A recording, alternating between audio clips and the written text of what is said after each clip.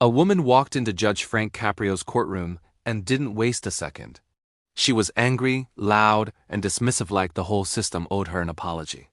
"I'm not paying this fine," she snapped. "Do whatever you want. I'm not paying." Judge Caprio tried the calm approach first. In courts like his, where people come in for traffic tickets and parking violations, he'd seen every kind of frustration. So he offered something practical. "Let's set up a payment plan. We'll make it easier for you." But the woman doubled down. "Do whatever you want," she said again. "I still won't pay." And for one of the most famously patient judges in America, something rare happened. He got genuinely upset. Not because she questioned his authority, but because he felt she was choosing pride over responsibility, while expecting everyone else to carry the consequences. In that moment, on one of his earliest days on the bench, he ordered a hard consequence. If she wouldn't pay, her car would be immobilized until the fines were handled. Case closed. But the real story didn't end there. Because sitting in the courtroom that day was a man Judge Caprio respected more than anyone, his father. After court, his father didn't congratulate him. He didn't smile. He didn't say, "I'm proud of you, son." He scolded him.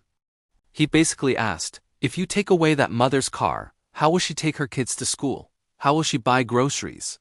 How will she survive the week?" And that lecture, more than law school, more than legal training, changed Frank Caprio's life. From that day forward, he made himself a promise. Before handing down a decision, he would think about what the punishment would do to a person's family, especially children. That idea became the backbone of the judge the world later came to know. The smiling, kind, sometimes teasing, always human face of justice. The judge the internet called the nicest Frank Caprio served in Providence, Rhode Island's municipal court, for decades, starting in 1985, and retiring in 2023 after nearly 40 years. His courtroom wasn't a place for big dramatic felony trials. It was the everyday stuff. Parking tickets, speeding, minor municipal violations. The kind of cases most people see as boring until he turned them into something else. A reminder that the person standing in front of the bench is still a human being.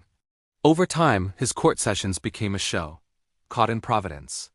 It started locally, then exploded online, and eventually reached much bigger audiences.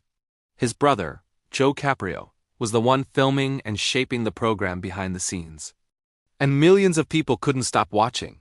Because Caprio didn't just judge tickets, he listened to lives. Sometimes he'd joke with defendants to ease the panic. Sometimes he'd speak gently to someone who looked like they hadn't heard a kind word in years. And sometimes he'd bring children up to the bench, letting them help with the ruling, turning a tense moment into laughter and relief. But that compassion didn't appear out of nowhere. It was built. A childhood that taught him empathy the hard way. Frank Caprio grew up in Providence's Federal Hill neighborhood, in a working-class immigrant family.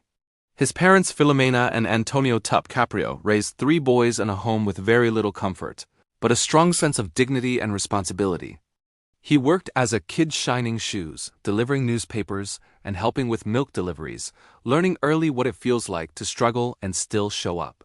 In his memoir, he describes moments of real poverty keeping warm the way poor families sometimes have to, and learning to value character over status.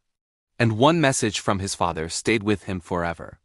His father told him that one day he would become a lawyer, but he must never charge poor people who were already fighting to survive. That wasn't just advice. It became a moral rule. Years later, when Frank Caprio became a judge, it shaped how he treated the people who stood in front of him, especially immigrants, the working poor, single parents, and the elderly.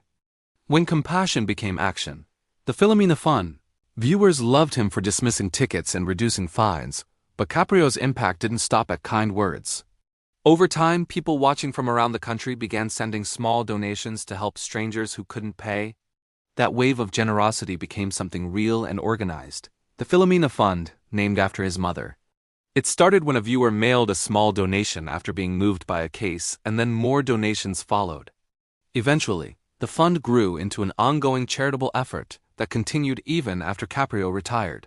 So when someone stood in court and genuinely couldn't afford a fine, the response wasn't always punishment. Sometimes it was help. The kind of courtroom moment people never forget. One reason Caprio became famous is that he treated minor cases like they mattered, because to the person living them, they did. A ticket isn't just a ticket when you're barely paying rent. A fine isn't small when your fridge is empty. And if you lose your license or your car gets booted, your entire life can collapse: work, school, childcare, everything. That's why he often asked people questions no one expected from a judge. What's going on in your life? Can you manage this? Who depends on you? That approach, mixing accountability with mercy, turned traffic court into something the world rarely sees: justice with a human face. Retirement, illness, and a final message. In early 2023, Providence officials publicly acknowledged his decision to retire after nearly 4 decades on the bench. Later that year, Caprio revealed he had been diagnosed with pancreatic cancer. During this period, he worked on a memoir, Compassion in the Court: Life-Changing Stories from America's Nicest Judge, which was published in February 2025, and in August 2025, public reports described him posting a hospital bed message asking supporters to keep him in their prayers. He passed away on August 20, 2025, at the age of 88. What his story leaves behind. People will remember the viral clips, the laughs, the warmth, the moments where he turned a courtroom into a place of dignity. But the deeper legacy is the lesson he learned the hard way on a day that began with anger. A judge can enforce the law, but a great judge also understands the weight of consequences, especially on families. And for Frank Caprio, the turning point wasn't a famous case, or a TV show, or applause from the internet. It was his father reminding him, justice isn't only about being right.